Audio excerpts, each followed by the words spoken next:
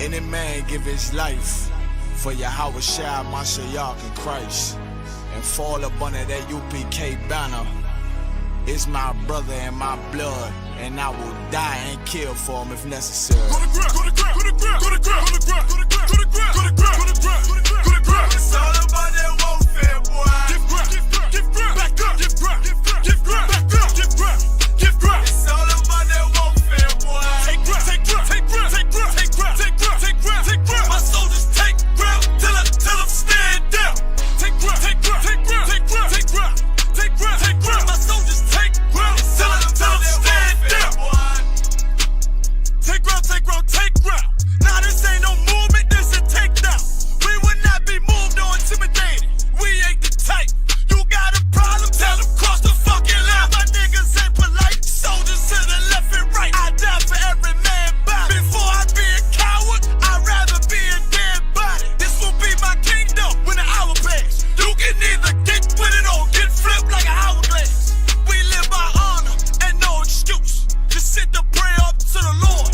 I told him, then let all the terrorists loose. Hold your tongue or get rebuked, cause you made a truce. With a race that made merchandise out of my abuse. Scared of who? You got your gun, then pull it. Me and my niggas start to argue, it's about who gon' bite the bullet. It gon' take round, take round, take round. Opponents better move slow. Attack dog for this truth, nigga, cool yo. Go to ground, go to ground, go to ground, go to ground, go to ground, go to ground, go to ground, go to ground, go to ground, go to ground. It's all about that warfare, boy. Give ground, give ground, back up, give ground, give ground, back up, give ground, give ground. It's all about that warfare, boy. Take ground, take ground, take ground, take ground, take ground, take ground, take ground, take ground. My soldiers take ground till I'm stand down. Take ground, take ground, take ground, take ground, take ground, take ground, take ground. My soldiers take ground till I'm stand down. Oh, thought you could cross us with no consequence, but you will pay dearly. You should've used your common sense. My zeal lit, that means you could never prevail. Hey, with a true sin, hey, with warriors dwell. Be wise with them weapons, cause I promise. My nine just like my wife, she concealed, she modest. I know two things, a robber will not prosper. And any man harm me and my octave gon' meet the doctor. Cause this life is warfare, it's not an easy walk. Been watching my people die, so you can miss me with that love talk. My UPK soldiers, any man try to cross your path, make him regret it. What that mean? Fall on his age. Comparing me to you really ain't no contest. Long live one West. Say what? Long live one West. This for those who thinking we ain't ready for 'em. Tell them back up. I'm about to drop something heavy for 'em. Go to ground, go to ground, go to ground, go to ground, go to ground, go to ground, go to ground, go to ground, go to ground, go to ground. It's all about that warfare, boy. Give ground, give ground, back up, give ground, give ground, back up, give ground, give ground. It's all about that warfare, boy. Take ground, take ground, take ground, take ground, take ground, take ground, take ground, take ground. My soldiers take ground till I'm stand down. Take ground, take ground, take ground, take ground, take ground, take ground, take ground. My soldiers take ground till I'm stand down.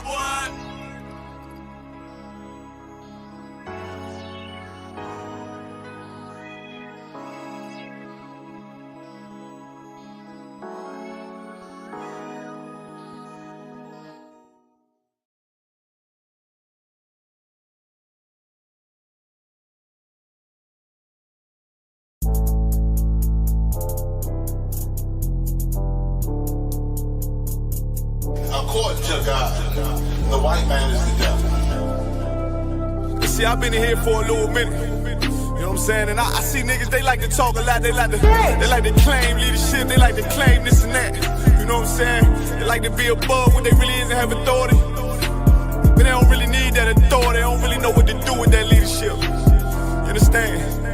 You hold hands with this white ass, need to stop and ask you to give a damn what you talk about. Don't give a fuck what you believe, nigga. Gotta stand up and serve my God. We don't pray on our knees, nigga. Yeah. See, everybody ain't with all that peace talk. Everybody ain't with all that. Let bygone be. Boy, ass you to stop and ask you to profit. It's about to get serious. When they hit us with dope and kill us with crack, where the fuck with your leaders? I'm curious.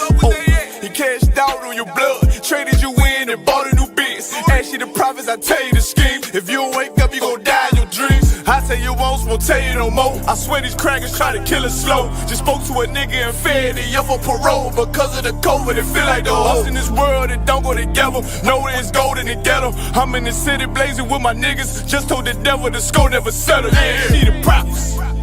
I'm tired of these niggas keep talking about, you know, you respect my religion, I respect your religion. Boy, your ass need to stop it, ass see the props. You know, like we all come together. Cause you know, they say God so loved the world. God so loved the world, and boy, your ass need to stop it, ass see the props. Don't give a damn what you talk about. Don't give a fuck what you believe, nigga. Gotta stand up to serve my God. We don't pray on our knees, nigga. Yeah. Hey, Jeremiah, we don't pray on our knees, nigga. Gotta stand up. You know what I'm saying? Boy, your ass need to stop it, ass shit. Oh, I'm with step, I'm solid for show. To the fake niggas, stay silent, I got it, let's go, let's go. I ain't taking no loss, ain't no talking when we got the flow. Ain't no peace, just play with your own. I'ma be loyal to the right arm. Tell him we can't keep it slate. And I can never let bygone be bygone. Got your baby mother on high, got your baby pants through the fire. Ain't she the prophets? That baby so belong to the Lord. How dare you abort it? Devil will fail you, bitch, I can afford it. I prepare slaughter, you bring me my water. Push your leaders weak, let them lies slip through their teeth. Their ass need to stop it, ass she the prophets. That's just the reality, Christians. I'm sorry to hurt your feelings. I know your pastor lied to you every Sunday for 30 years, but that's what the church is for, lying. That's why they exist, to lie the money out of your pockets. Boy, your ass need to stop it, ass she the prophets. Give a damn what you talk about. Don't give a fuck what you believe, nigga. Gotta stand up to serve my God. We don't pray on our knees, nigga. We don't pray on our knees, nigga. Gotta stand up to serve my God. We don't pray on our knees, nigga.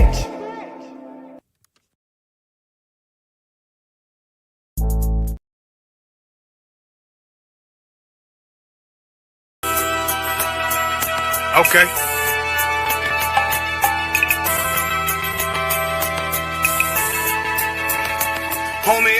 There's a king that's coming back to save our people. Now we should be preparing ourselves for the return of our king, not stuck up in these denominations and religions that's destroying our people and destroying our nation. So when we are in this kingdom and our brother and sister is doing wickedly in this kingdom, we must tell them, look, the world is expecting you to stay docile, to stay stupid. That's what Christianity teaches our people.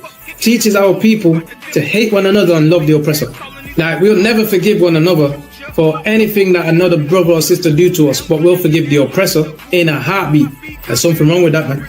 Imagine living your life as a whole Christian your whole life, and life's good because you're a Christian and Jesus is white and everything's going great, and there's a landslide and the earth opens up and you go downstairs and you walk through this place and you see a black Jesus, man. Why is Jesus Christ black with an afro in the catacombs, man? This predates the Renaissance period. So when you read the book of Genesis, the trees in the garden with other nations, a leaf, what does a leaf do to a tree? Cover the tree. So Adam took the covering of another nation. What's the covering of another nation? Their culture. So when the Most High saw him and said, yo, Adam, where are you, man? Why are you? Don't mean I can't find you. He was like, who is this nigga? Like that. Where are you, man? I don't know you. Okay. So the Ba al-Banya Yasha'ala wa Amarath al-Hamma wa Idya Yahaw. The Ba means speak. Al, when it's joined with something, so al-Banya means what? Unto, right? Excellent. So al when it's joined with something means unto. Banya means children. Yasha'ala is Israel. So unto the children of Israel. Like if it's one thing a hoe gonna do, a hoe gonna hold. But you ain't, she can't hold if there's nobody to hold with. And the thing she said at the end, where she said, I went back and I lied to him and he still wouldn't do it. And then she threw up her hands and she said, well, he'll just be a brother. That's what he need. That's brothers. Right. If we have more brothers, hoes like her wouldn't have no outlet. There was a man in the land of Oz, his name was Job, and that man was perfect and upright. There you go, the man called Job. I think Job is what, like afflicted. And that man was perfect and upright, meaning what? You can be perfect, man. Job was a man like everybody else, man. Job wasn't no angel, he didn't come from the heavens, and that man was perfect, meaning what? You can be perfect in the Bible. Being perfect is in the Bible. Had friends on my coattail way before Jimmy. Funny how the general ain't even see a penny. Better show respect, get smoked like a chimney. Keep my name out your mouth, don't even think it. Send a real Smith, that y'all know Jada Pinkett. Both ball heads, my grain a $1.50. Lost my man to the game, that pain that stuck with me. Had to find a cheat code to the street though, cause them niggas getting foul, shoot you like a free throw. Keep spitting acid like a Mino, and the nigga be the nicest with a mean flow.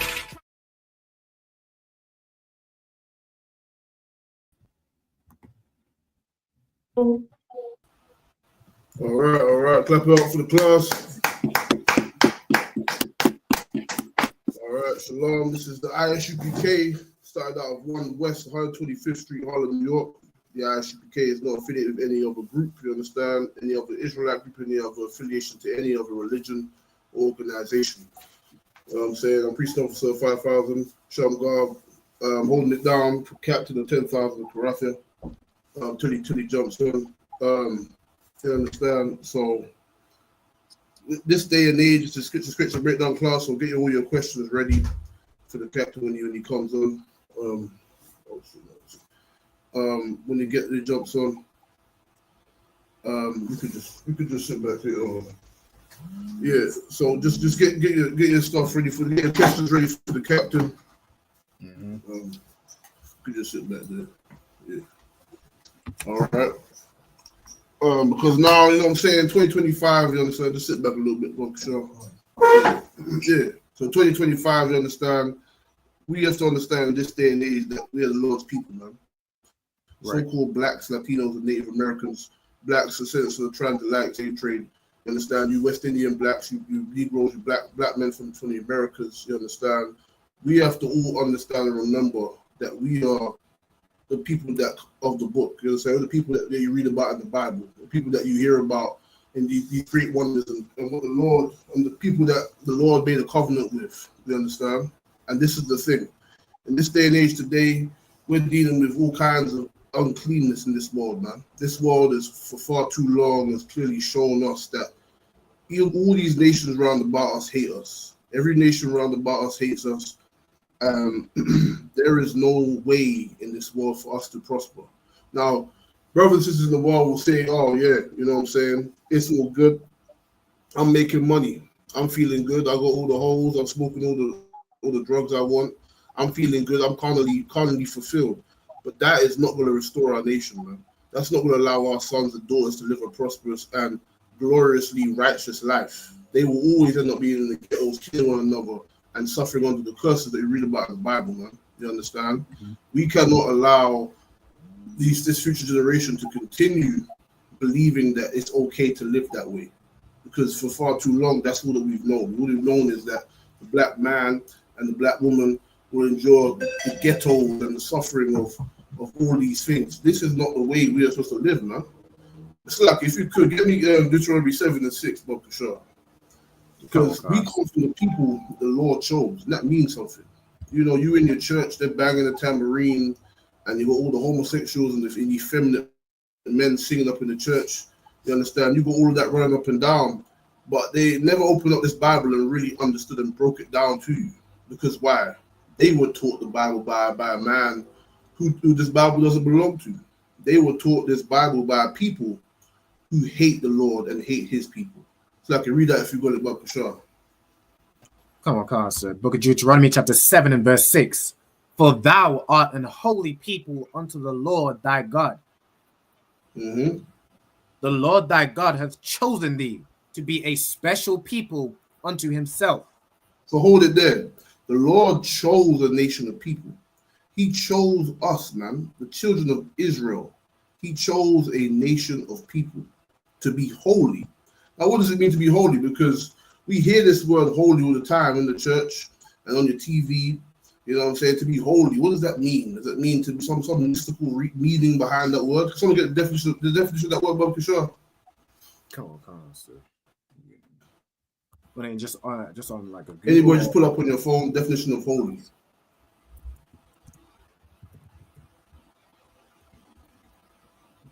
I'm going here on the screen. It says dedicated or consecrated to God, or a religious purpose, or sacred, or used in exclamations of surprise or dismay. No, hold on. Go back, read that again. Go back to the synonyms again. God.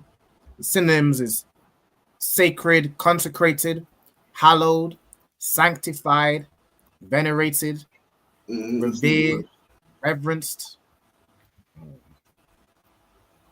These are all the like more modernized. You understand? To be holy means to be separate. You understand? This Bible was written in archaic in English. You understand? Now we have modernized synonyms on words. You understand? And we have to understand the archaic definition of the Old English. This is the more direct. These are more like around the word, but the more direct definition is to be separate, to be unique or separate. You understand? The Lord said that He made us to be separate, a special people to Himself. And what did it say? Not only were we special, but what else did it say? Read on, Bob Kashar. Kind of the one kind. The Lord thy God hath chosen it's like He chosen thee to be a special people unto Himself, above all people that are upon the face of the earth. So you hear that? That's in the Bible, man. Above all people. See, when you grow up in the church, you hear about how the Israelites came into the wilderness.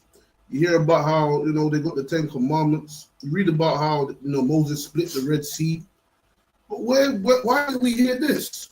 You understand? Why was this taken from us? Why are we robbed of this knowledge? Read that again, Bob Kishore. We are what above or what? What above who? Above all people that are upon the face of the earth. That's what the Lord said, man. Above all people. That's plain English. Right. You don't even need to go into the definition to understand that. Above all people, all nations of people outside the nation of Israel, the true Israelites, the blacks, Latinos, and Native Americans today, you understand? These are the people who are above all people. Read on. Kind of one kind. Verse 7. The Lord did not set His love upon you, nor choose you, because ye were more in number than any people. For ye were the fewest of all people. But because the Lord loved you, and because He would keep the Lord loved, you understand? Because the Lord loved us, man. He chose us because He loved us. You understand? Right. He made a promise unto our fathers. That's what we got to remember. In 2025, all the hype and all the BS that you see from the social media and what they put on TV, listen, man, all of that will never negate the fact that this world will destroy itself. These nations, these kingdoms will destroy themselves, man. And because that is the prophecy being fulfilled, they will destroy themselves because the Lord still loves this people. Because the Lord still loves the blacks of the transatlantic slave trade and the natives of North, Central, and South America, man. That's why all the BS that you try to put on social media to try to cloud what we see and try to cloud what is important, try to give you this mystical fake reality that everything's all okay. Listen, man, this world is turning upside down. It's happening before your eyes. This world is falling apart. Listen, man, you can't come around here talking about, all this social media hype about these celebrities, this and these. Listen, these things are relevant. These things do go on in our communities, and these things are relevant to touch on. But what the thing is, what you got to understand is this: the stars will no longer give their light. Now, who can break that down for me? What does that mean? If you get that, if you just like around, but if you get that precept from Bob Shaw and Matthew about the stars of heaven no longer giving their light, Bob Shaw, if you could, that's me paraphrasing. I'm sure that's how it goes. I believe it's Matthew. I want to say 25. I believe it's around it. 24. Hold on. It says, "In those days shall the sun be darkened, and the moon shall not give her light, and the stars shall fall from heaven." Is that the one, sir? I believe that is the one, right? Where this is what I'm reading about your house coming back, right? Yeah. Hold on. Right. Read that from the beginning, Bob Kishore. Let me find where I want the Matthew's 24 and verse 27. For as the lightning cometh out of the east and shineth even unto the west, so shall also the coming of the Son of Man be. For wheresoever the carcass is, there will the eagles be gathered together. Immediately after the tribulation of those days shall the sun be darkened, and the moon shall not give her light, And the stars Meaning shall fall. No, go ahead. The stars shall what? And the stars shall fall from heaven. So all the great stars, all the great famous people of renown, all that this world looks up to will be nothing. The sun is represent all the things that we look up to. We look up to the sun. In this society, they look up to all these nations, the leaders of these nations, these celebrities, these artists, all these people that think they have knowledge, these religious leaders, all of these things that are high up, they look up. Wow, people look up to them. Now they will fall from heaven. Now they fall from their high estate. Because why? Our king is returning, man. These wars are coming around this earth. Anyone that can see the wars around the earth is going on now. The destruction of our enemy is happening before our very eyes. But yet we want to believe and follow the simplicity of the stars of the heaven. The stars of heaven, which you see when you go on TikTok, when you go on Facebook, when you go on all these different apps, and you're watching TV, all these things that you see are all about destruction from the main thing is that, listen, man, the Lord, the Most High Power, Yahweh, loves his people. From people look at the Bible, and they say, the Bible's old, no man ain't come out from the sky, no man ain't kicking up no clouds, no man ain't coming. Listen, man. The prophecies of this Bible are being fulfilled. Yet they may not be fulfilled all in 2 seconds, but gradually, by time and by piece and by piece, these prophecies fulfill themselves. And we see that. You understand? Read on for me, Bokashaw. Kind of the one kind. And the stars shall fall from heaven, and the powers of the heavens shall be shaken. Mm-hmm. And then shall appear. The heaven, because why? What heaven are we talking about? We ain't talking about in the clouds. We're talking about on this earth. The powers of the heaven shall shake, meaning all the people that are in great rulership, people that rule this kingdom, they'll be shaken, bro. They'll be shook. You understand? They don't know what's happening. They don't know what's going on. We believe, we want to follow the lie and follow these celebrities thinking that you're going to get high and deal with all the holes and do all this and do anything for money. Listen, this world will burn. Everything that you see before you, all that is great and put up high in this world will be shaken, man. Be brought down low. Everyone that thinks they have power, everything that thinks they have knowledge that is not the knowledge of this Bible and the knowledge of the Most High, they will be shaken, man. They will lose. They understand? They will not win. They will not prevail. Because why? The Lord still loves his people. The people that we read about in Deuteronomy 7 and 6, the holy people, that's who you are, man. That's who you come from. You understand? And that's why you need to represent the Lord in all the things that you do in your life. You need to represent him and serve him as he would have you live. You understand? Have that discipline and that order. Because why? These times, we've been saying it for years, man. Since 1969, the truth has been established. Listen, every brother and sister gonna hear the word, but not everyone will hearken, man. You understand? Read on. Kind of the one kind. And then shall appear the sign of the Son of Man in heaven. Mm-hmm. And then shall all the tribes of the earth mourn. So hold on. The Son of Man, correct me if I'm wrong though, but let me just get this real quick. Let me just clarify something. Now we know this Son of Man. Who's the Son? Let's clarify for me. Who's the Son of Man? Who's the Son of Man? Who's the Son of Man? The Son of Man is Christ.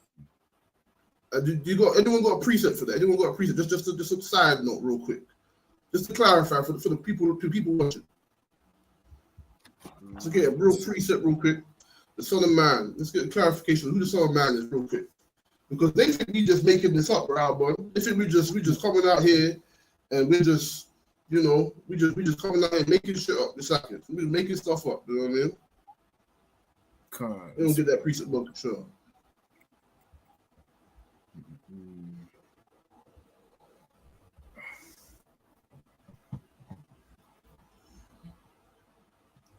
If I could get John, someone give me John 3. Let me see.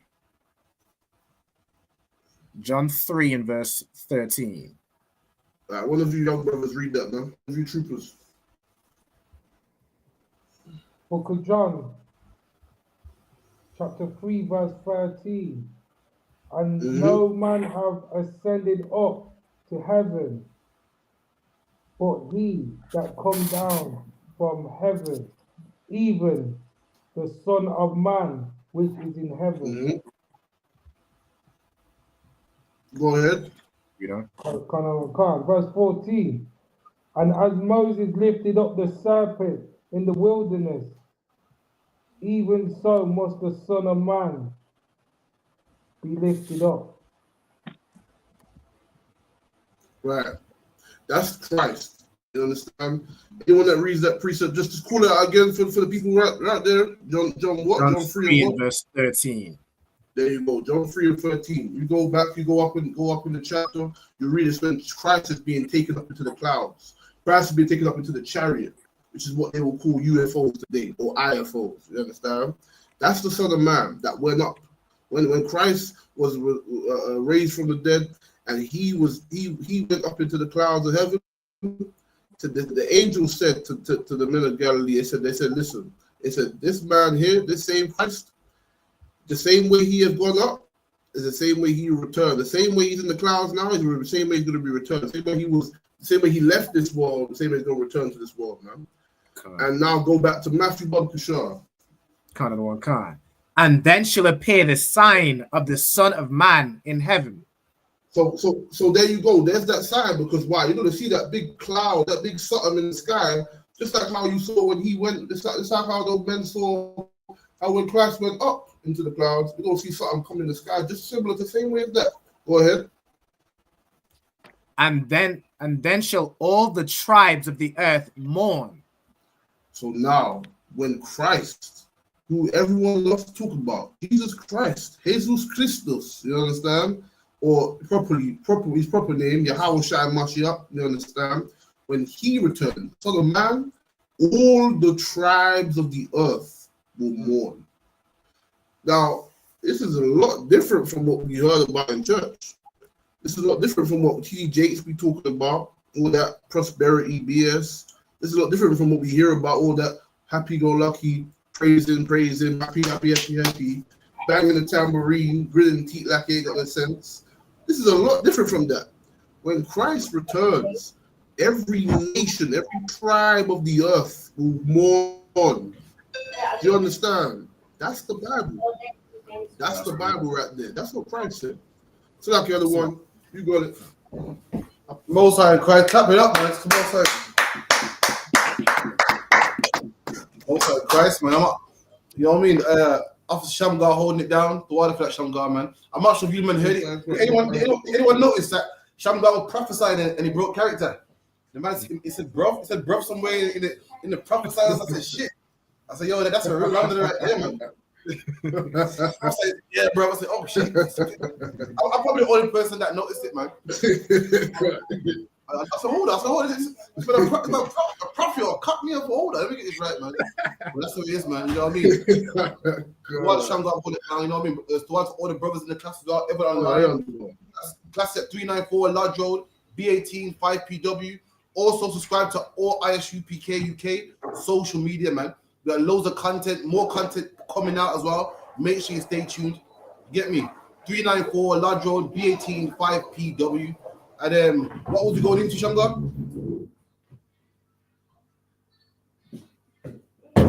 I think like anyone online, anything was going into right now? He was going into the sign. So when Christ returned, about how the sun will be darkened, the moon will not give light, the stars going to fall from heaven, and all the tribes of the earth will. Absolutely, man. Read what you want, so like if you could. Kind. And then shall appear the signs, like it's on in Matthew chapter 24 and verse 30. And then shall appear the sign of the Son of Man in heaven. Go back one verse. Go back 2 verses. Come on. For wheresoever the carcass is, there will the eagles be gathered together. There you go, man. And in the end days, there's going to be a lot of unaliving, and there's going to be a lot of carcasses, man. And the birds are going to be gathered together, man, and eat up their carcass, man. Come on. Kind. Immediately after the tribulation of those days shall the sun be darkened, and the moon shall not give her light, There you go. The sun shall be darkened and the moon shall not give a light. He's talking about what? Knowledge, man. Knowledge. Light. The sun gives light in the morning. The moon gives light at night time. If you're in a dark room, you look for lights that you can see. And in these days, everybody's going to be confused. No one's going to know what to serve. There's going to be so much death and unaliving. You're going to be confused. You're going to be like, who do I follow? You know, what God do I follow? What religion do I follow? Everybody's going to be confused, man. Talk about the end days coming. Did anyone see the news? You see the news? Britain is petrified, man. Shamgar, you're correct. Shamgar said what? That the stars shall fall from heaven. The stars is people that you look up to. And right about now, Putin threatened England. Putin said that what? British blood got shed for what they're doing, for them helping out Ukraine. And Keir Starmer is petrified, man.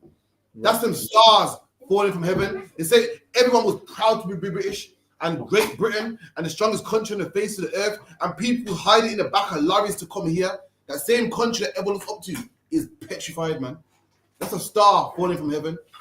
England said that what? We got guns, but we got no one to fire these guns. We need to spend a couple more billion on our military, and now everyone's losing faith in England. That country that we looked up to, that we thought was so great, was so mighty. Now everyone's saying, "Well, we're scared, man. Shit, what's gonna happen?" Everyone's petrified, man. That's the stars falling from heaven. That's an example of the stars falling from heaven. Any more on that? Come. Yeah. And the stars shall fall from heaven, and the powers of the heavens shall be shaken. There you go. And the powers of the heavens shall be shaken, man. Heaven is talking about what? Rulership.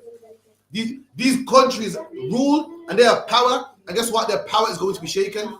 England used to have power, man. England, you could have so much power, they could invade in countries like Afghanistan, Iraq, Sudan. Now their power is shaken, man. Now they're petrified. Now they're scared of what will happen with China and Russia.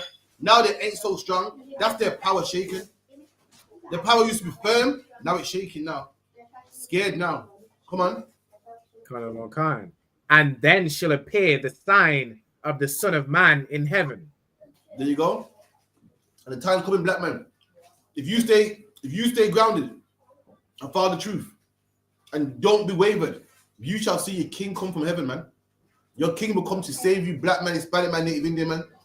While you're watching all this in the news and you're seeing Russia, white country, China, Chinese country, America, you're thinking, well, where do I stand in this? Who do I serve? Black man, you got a king, man. That's who you serve. You have an army. You have someone that cares about you. That's gonna fight on your behalf. That's the man you should serve, man. Your house is gonna come with his armies of heaven and take down all the kingdoms, man. Don't worry about Putin. Don't worry about Zelensky. Don't worry about Keir Starmer. Don't worry about Trump. Worry about your Hawashai, man. Your focus is to make sure you keep your Hawashai happy. And how do you do that? By not smoking weed, by not selling crack, by not being a whore, by not aborting your babies. Keep that man happy, because that's the man that can save you, man. Don't worry about keeping England happy. Don't go fight for England.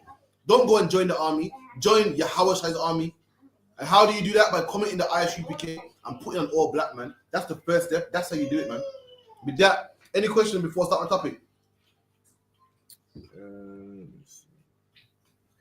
God, if I could get a breakdown on 2 Corinthians 11 and from verse 8. 2 Corinthians 11, yeah? God, 2 Corinthians 11 and verse 8 through to about. Read that, 2 Corinthians 11 and verse 8.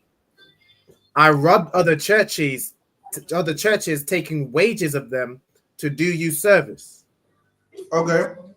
So what part do you understand about that? So with Paul, is he saying? I don't know if he's saying like, because he's obviously he's teaching. I think it would have been Jews that are outside of the land of Israel.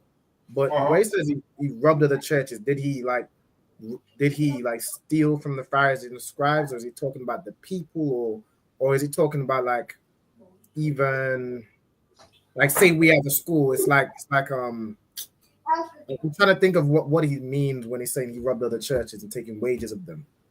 Right. What it means is that not robbed as in stole. I mean like money from one school to help another. So imagine you got a school in New York and they got thousands of brothers in there, so that the tithes is big. Then you got a school like you know, a school coming up that don't have as much brothers in there, that don't have much tithes, and they need a speaker, they need a microphone. So you take the money from that school and give to the school that needs it. That's what it meant by I robbed to other churches to give to you. You know, I took from other schools to give to you, and that's how a body works. If you're a man with multiple wives, that's how it happens sometimes. Imagine women are crying about, you know, you got multiple wives, and they're behind on the rent, or they're behind on money. That multiple wife situation would actually help you. This wife works, so she could watch your kids while you're at work. She could be the babysitter. She could pay for your rent. If you're a bit down, she could chip in. And Paul did the same thing. We're a family, we're a body. So Paul took from one school to help another school. Join the ISUPK and New York got 10 laptops, but then DC needs a laptop. We'll take a laptop from there and give to DC. That's what Paul's referring to, back from one school to give to another. Come on. If I could get verse 12 through to 14 as well. Or matter of fact, through to 15. Okay, so read verse 8 again. Come on, sir. Verse 8. I robbed other churches, taking wages of them to do you service. There you go. I took from churches, not because I'm a thieving bastard, not because I love money, to do you service. Meaning brothers put collections together so I could jump on a plane to come and teach you, so I could give you equipment, so I could give you the truth, so that I could, you know, get gas money to drive to your city. You know, that's what I mean by I took from other churches to do you a service. Paul didn't do it because he's greedy and he wanted to keep his lights on and he wanted a new X5 and he wanted a new BMW. He didn't take from other churches for that reason. He took from them to help you. Come on. Meaning what the brothers in Corinthians. Come on. And when I was present with you and wanted, I was chargeable to no man. There you go. And when I was present with you, when I was with you, teaching you, with the brothers, having the good brotherhood, I didn't charge no man. Meaning, what I didn't say, yo, you owe me this, give me some money, man. Listen, you lot are happy to, like, for instance, when you go to TJ's church, you gotta give a money for him to come to your church, man. You're gonna pay him money for him doing a lecture in your church. You're gonna pay him money for him visiting your city. Of I didn't charge you a penny, man. In fact, I spent money coming to you. This truth cost money. The truth took a loss so that you can get the truth. It was a gain to me. When you read this whole chapter, it's talking about what the brothers in the school didn't want to pay Paul. And when you read on Paul says, you know what, keep your money. And Paul, what we're reading now, Paul says, listen, I've lost money coming here. I've took money from other churches, other schools to be here. I've lost money. The schools lost money to help you out. I didn't gain money. And when you get to the end of it, I think Paul says, you know what, keep your money. But the whole chapter is about what they didn't want to pay tithes to Paul. Keep it in. Come on. For that which was lacking, like that which was lacking to me, the brethren which came from Macedonia supplied. There you go. And that what the same thing again, Alban. That what was lacking. The brothers in Macedonia, the brothers in another school, they helped pick up that burden. They helped you out. We are one body. If one school's lacking in one thing, other school should help. If one school got loads of brothers and one school got loads of sisters, it's only right that that school should give the sisters for them brothers to marry, man. If one school got, 3-4 cars and that school got no camp vehicle, it's just right that that school donates a camp vehicle to that school. You feel me? Read that part again. Okay. For that which was lacking to me, the brethren. That was lacking. To lack something means what? You don't have it. If you're lacking iron, it means that you're low on iron. The brothers in the school was lacking certain stuff. Come on. The brethren which came from Macedonia supplied. And the brothers supplied it. The brothers said, oh, you man ain't got a camp vehicle. Don't worry, man. The brother back in DC, he's working on one. Once it's up and running, you can have it, man. All your brothers have got an old laptop. Don't worry, man. Listen, I got a brand new one. You know what I mean? So-and-so in the school in DC is a computer tech. He got loads of them. Have it, man. What one school's lacking, the other school picked up the slack and supplied it for them. Come on. Kind. And in all things, I have kept myself from being burdensome unto you. There you go. And in all things, I kept myself from being burdensome. You know what a burden is something heavy, man. When he pours around the brothers, he's not begging for change. He's not begging for money. He's not begging a lift. It's been a burden. Paul saying it's actually the opposite. The brothers that are labor around, we've lost money helping you. We're not being a burden to you. We're making your burden light. Come on. Kind. And so will I keep myself. And so will I keep myself? That's how Paul rose, man. Paul in that brother always a burden. You always got to pick him up. You're always begging to change.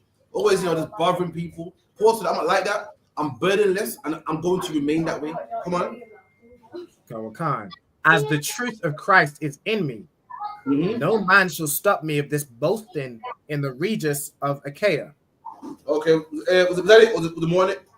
It was, if I could jump to verse 12, Baba Kushar. Come on. But what I do, that I will do, that I may cut off occasion from them which desire occasion. Come on. That wherein they glory, they may be found even as we. Keep going. For such are false apostles, deceitful workers, transforming themselves into the apostles of Christ. That part, I'm not sure. Let me ask Captain Shaka about that. I still got your other question as well about the disciples. Like none of them should die. So that part I'm not sure about. In the UPK, we don't teach stuff that we're not sure on.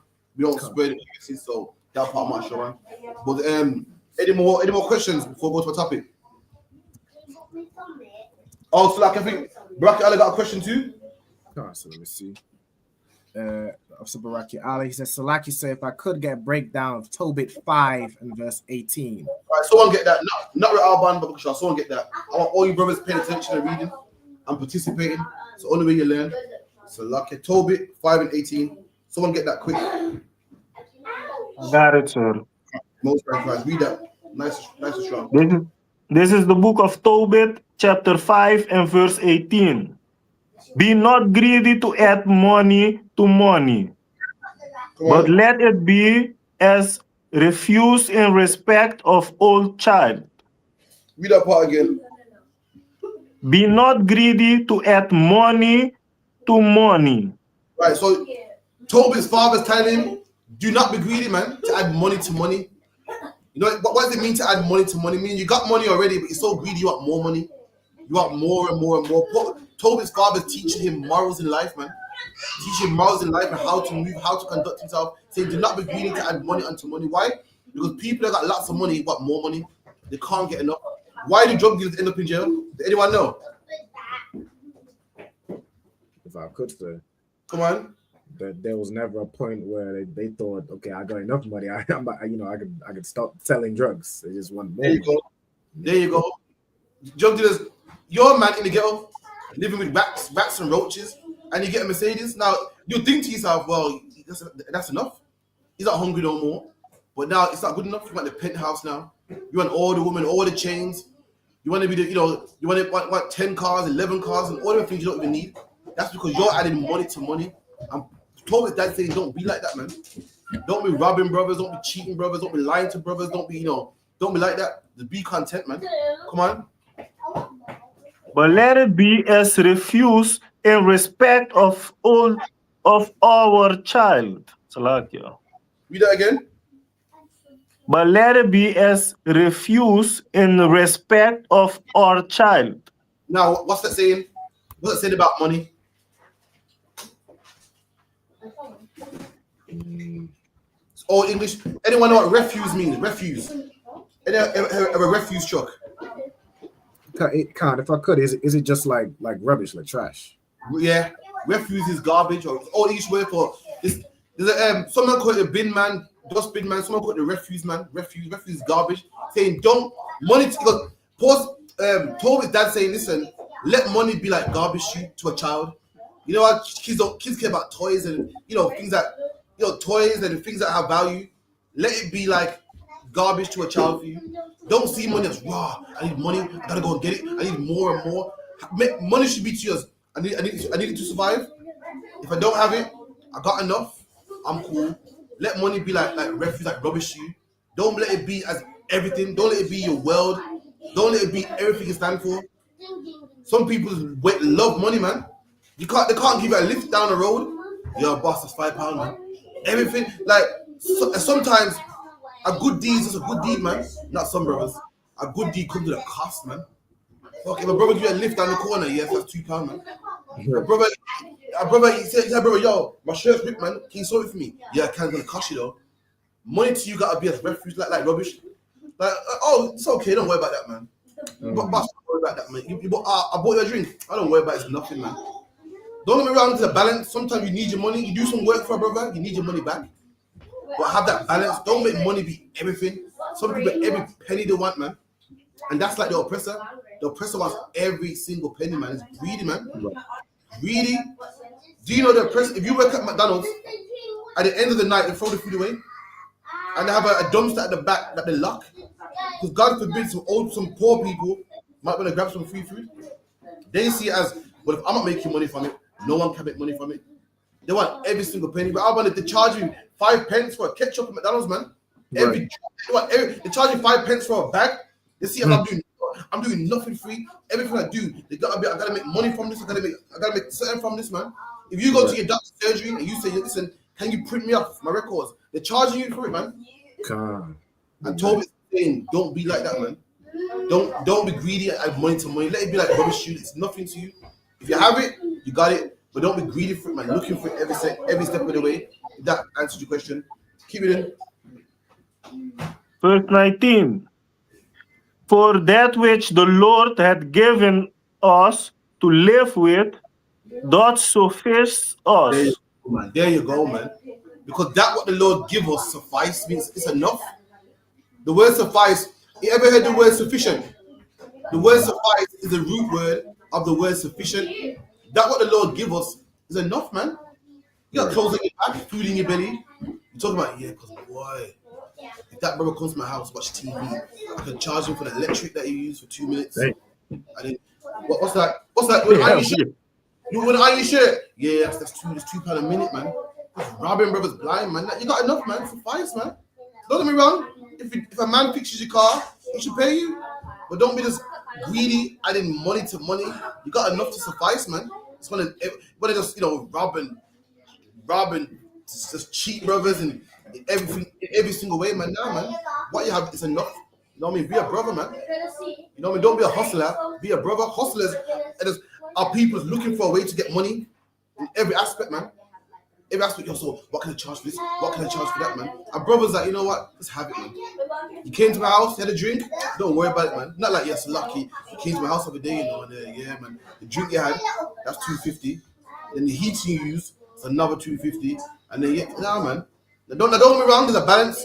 If a man's living at your house, he should chip in. And that's why you go to council, so you can find out if you're adding money to money, or you need your money. There's a balance to everything. I'm not saying that you should work for free. I'm not saying a man should live off you for free, but everything is a balance. And one thing is, do not be greedy, man. Anything else on that? Sir, so I know for the future if I'm saying la'a of no, shall I read the next verse? So I'm thinking there was it, but for me to be sure, so that I'm judging it right for the next time, I would like you to hear the next verse and see if I'm right. Go ahead. Verse 20. Then said Tobit to her, take no care, my sister, he shall return in safety, and thy eyes shall see him. Okay, that's going into something else. Yeah. No, the question was from how you say it, the other brother. But my question was, when you asked me, was that it? I was about to say yes. That's it. But, yeah, that was it, right? So Tobit finished speaking. Then he's saying to the sister, whatever the case may be. But yeah, the point he was making, that's finished now. That point's finished. I just wanted to be sure, so next times when I'm asked that I'm judging it right a lot. No sweat, man. That's what you're here for, man. That's what scripture breakdown class is about, man. What about context? You know what I mean? And then reading it right. Right. Any more questions before I get into it? No sweat. Let's get into it. So, if you go up in the Christian church, what do they tell you? They tell you that the Old Testament and the New Testament are two different things. I'm going to show you in the Bible that the New Testament confirms the Old Testament. That things that brothers were doing in the Old Testament, they were doing also in the New Testament. Things that brothers did in the New Testament, we're also doing in the Old Testament as well. Christians think that the Bible started with Matthew 1:1. It didn't, man. Christians think that Christ was just keeping the Last Supper because him and his friends just wanted a meal, man. No, Christ and his disciples was keeping a supper that was a tradition in the Old Testament. Right. When you read about, you know, Paul and Peter and John, Mark, Luke, Matthew doing certain things, they were doing it. Why? Because it was in the Old Testament, and we're going to prove that, man. So first things first, someone get me a brother that hasn't read. A brother that hasn't read, get me Deuteronomy.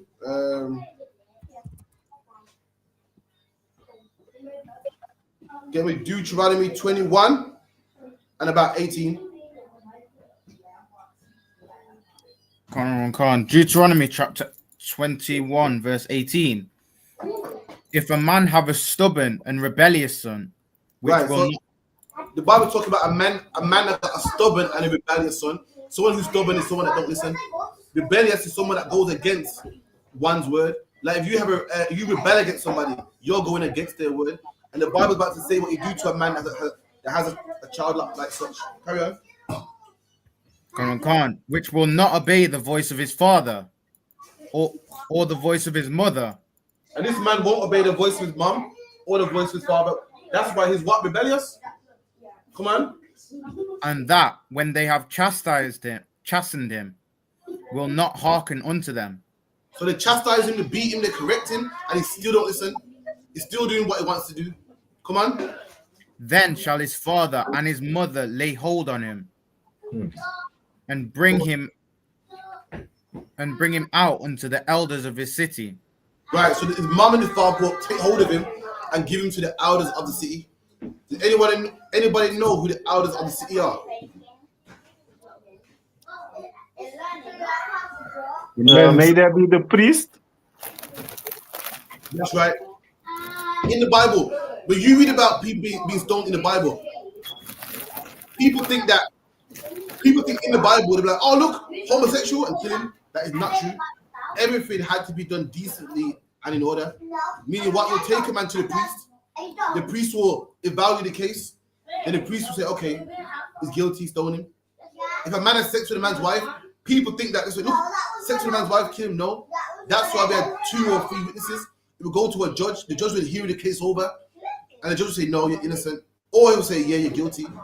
That's how the Bible works. So when you read these, when you watch these movies, you think it's a man out there in the desert with a beard on, with a long robe on, living by himself. No, man. We are structure. We are civilization. A man couldn't just say, oh, my son's rebellious. He took him to the priest. That's like today, you go to court, you go in front of a judge, magistrates, you go in front of 3 judges, and they look it over. They look over the case and say, you know what? You deserve to pay a fine. You deserve to go to jail. You deserve to, have confiscated goods. It's not just a thing like a man goes, look, he's guilty, and they stone you. You go before a judge, and them judges was what? They were wise. That's what the Bible calls them elders.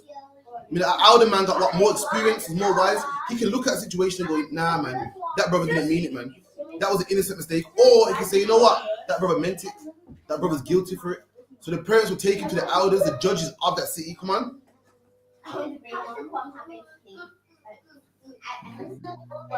Come on. And unto the gate of his place. Come on. And they shall say unto the elders of his city, this is our stubborn and rebellious. There you go. They shall bring their son in front of the judge and plead their case. Say, Your Honor, this is my son, man. He's stubborn. He don't listen. I've tried. I've got evidence. I've got people that can vouch for me. He don't listen, man. He's stubborn. He goes against my words. He's drunk all the time. He's a glutton. As we're going to read later on. Come on. Come on. He will not obey our voice.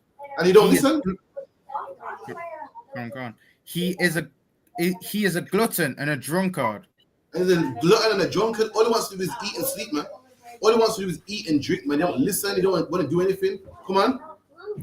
And all the men of his city shall stone him with stones. And that man will be put to death, man. Now, don't go put your children to death. Don't go do that, man. You know what I mean? Christ died so what? Everyone can get a second chance. But back in Israel, before Yahweh's merciful sacrifice, they will put you to death, man. We're going to find out why they will put you to death. Come on. That he die. So shalt thou put evil away from among you. And that's how you put evil away from among you. What's that saying there, Akim? The Bible is saying that's how you put evil away from among you. What was the purpose of this act? Akutsu. To deter other people from being rebellious and hard-headed like this son. There you go, man. This example. There you go. You're some stubborn little brat. You see Tyrone next door get stolen, you think, oh shit, I'm about to take out this rubbish, man. Right. You see Marvin get this treatment, you're like, yo, I better clean my room right now, man. The Lord wants a society where children listen to their parents, man. The Lord don't want the society that we got today, where a boy can tell his mom, listen, I'm not doing what you.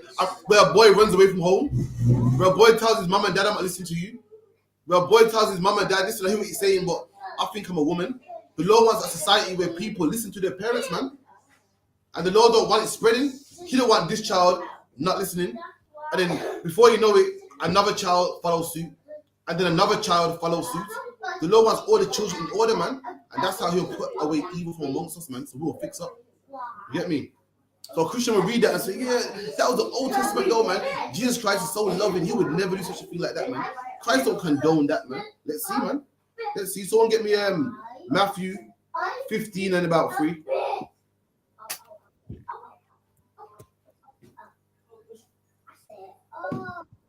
If you could be dog, get me that, Baba Kishar.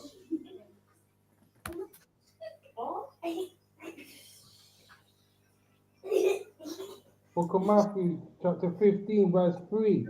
Come on, nice and loud. He answered and said unto them, why do ye also transgress the commandment of God by your tradition, Selassie? Right, so the scribes and Pharisees came up against Christ, came up against him, trying to confound him, saying, yo, why are you not following our traditions, man? Our tradition is something that, something that you trade down to your children. It's not a law, but it's something you just do.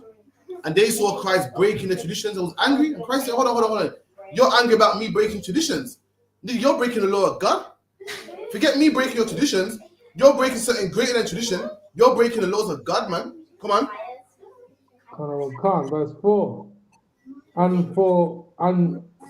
For God commanded, saying, honor thy father and mother. Right, we're getting to it. So Christ saying to the scribes and Pharisees, you're worried about traditions.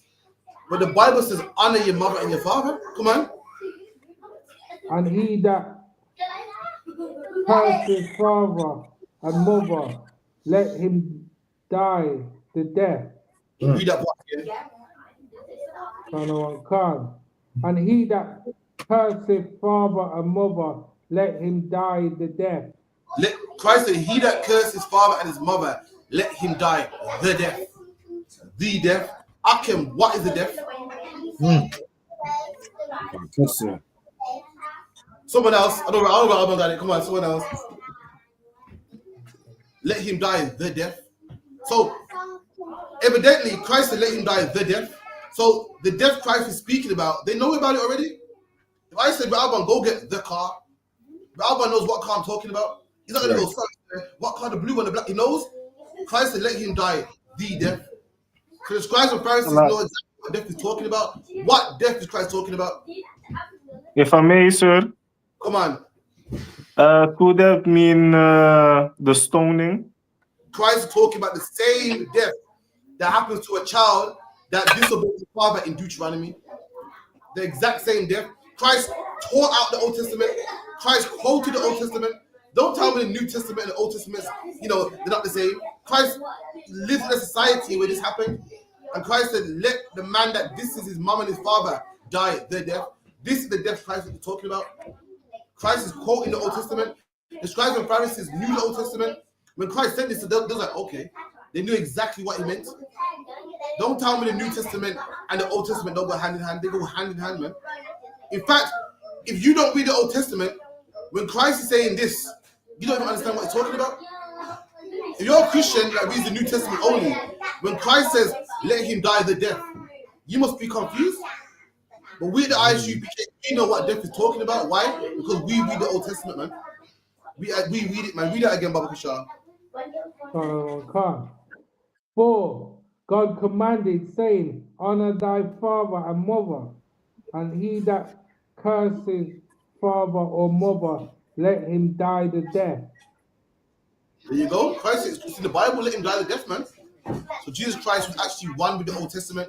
Someone give me Numbers 6 and 1. If you could. Let's see if the Old Testament and New Testament don't go hand in hand.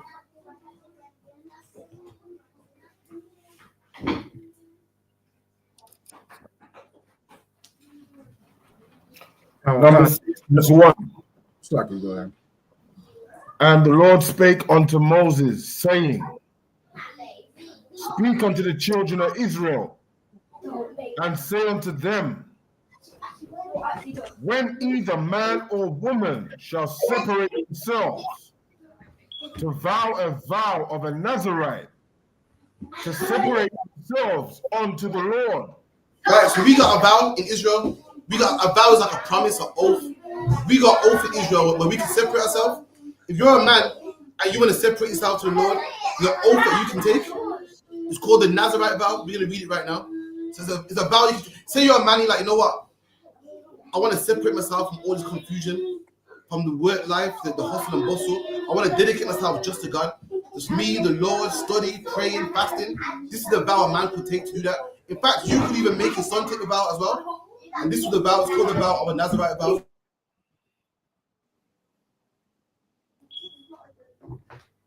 You done? He shall separate himself from wine and strong drink. And this is what a man shall do, separate himself from wine and strong drink. Meaning what? All the pleasures of this life. Meaning what? It's not a sin to drink. It's not a sin to be happy. It's like the Roman Catholic priest. You got regular Roman Catholics, then you got the priest that separates himself. He don't have sex with women. He don't drink wine. He don't wear nice clothes, just in rags, which is stupid, by the way. It's ridiculous.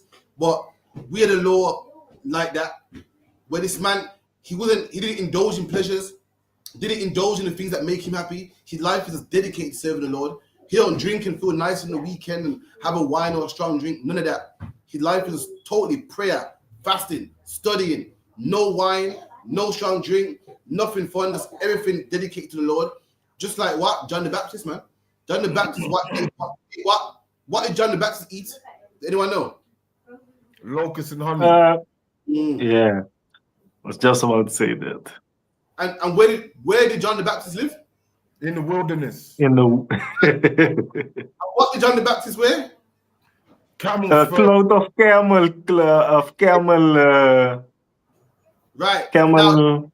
Now the Bible don't say John the Baptist was a Nazarite, but do you see why John the Baptist did the things he did? Why did John the Baptist live in the wilderness? So he didn't get tempted by the things of the Western world or the modern world at that time. There you go. So the brothers out there in the city, the clubbing, the this, you're finding a wife, you're at the meeting, and there's a brother out there by himself. He wants to just focus with the Lord, man. Just focus and be away from all the hustle and bustle and the shopping and the traffic and all that stuff. They want to separate himself to the Lord. Why did John the Baptist eat locusts and wild honey? I don't even know. Salakia.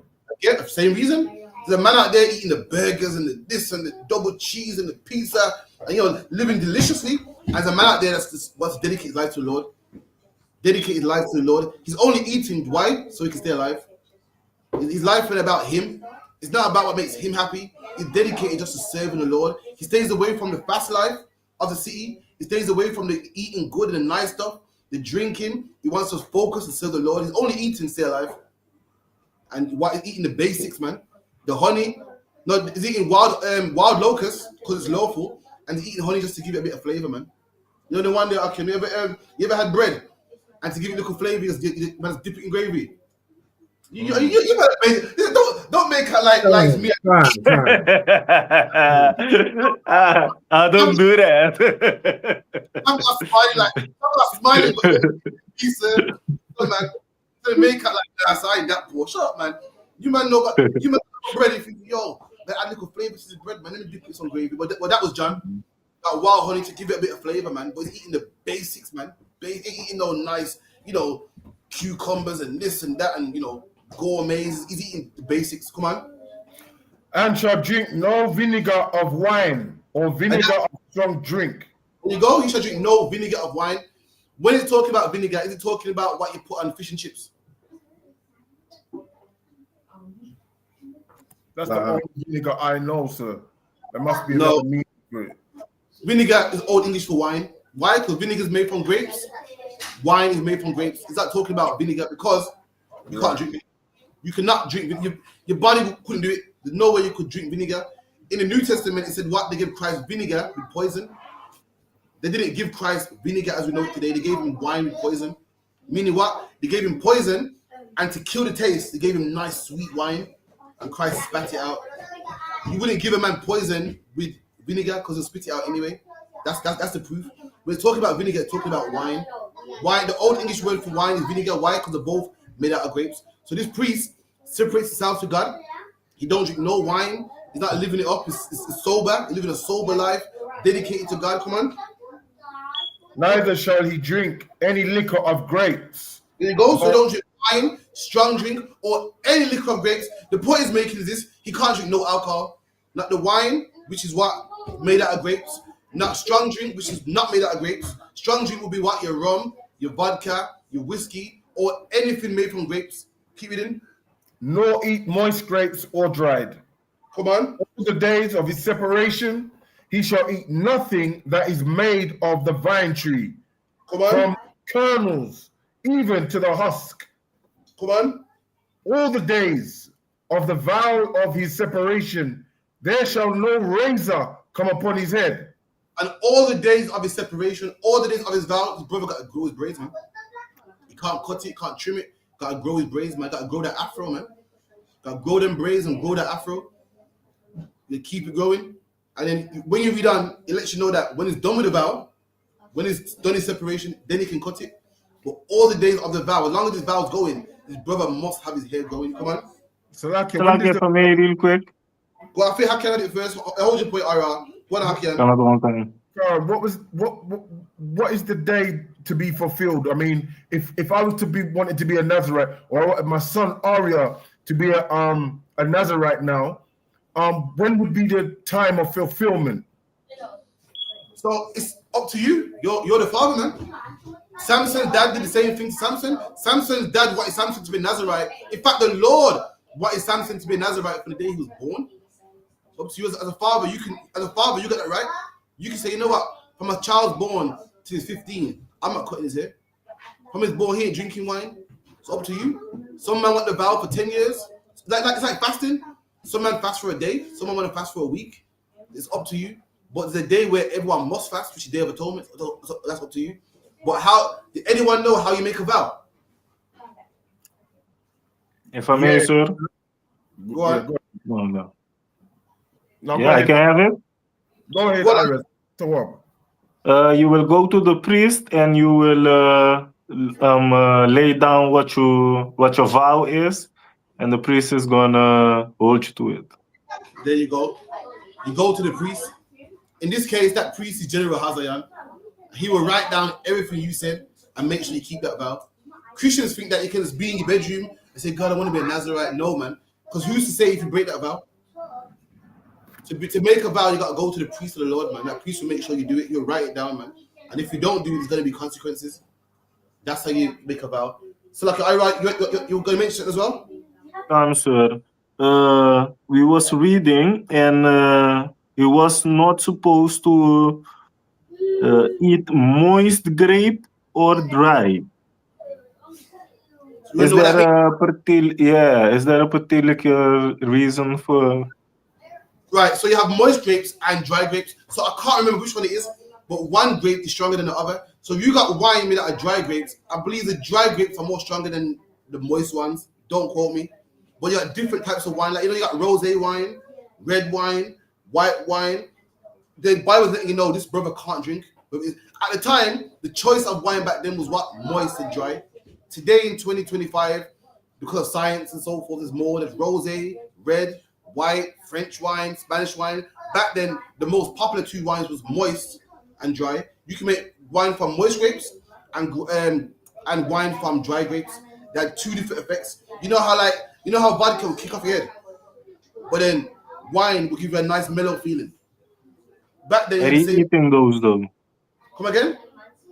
I say he is eating the moist grape and or dry. Yeah, that's what it's referring to.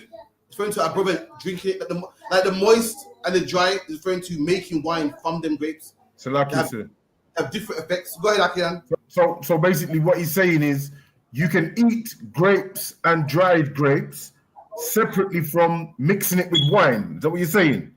Let me get the clarification on that. Because you can eat grapes, right? Grapes naturally, like a fruit, right? I believe you can. I think about 4 or 5 years, General Hyman brought us down in class. But I'm going to get the refresh on it. But from what I remember, it's strictly talking about drinking. It sounds like eating, but it's not. You can have vinegar, you can eat grapes from what I remember, but you cannot drink. But don't quote me. I'll definitely find out. Today's Thursday. It's all remind me about 3 questions to ask General tonight. I'll ask it for you. But what I do know for sure is talking about drinking. Any type of wine, whether it's strong wine, with dry grapes, with wet grapes. When you read the Bible, the Lord always makes things clear. The Lord don't like gray areas. So when you read the Bible about homosexuality, the Lord will say what? A man cannot lie down with mankind. Both of them have committed an abomination. Why? Because the Lord don't deal with question marks and, but what if the man, what if the taker? What about the giver? The Lord makes everything plain. So when the Lord talking about wine here, is letting you know whether it's the strong one, the weak one, the grape juice, he's letting you know that you can't have it at all. You get me? Come on.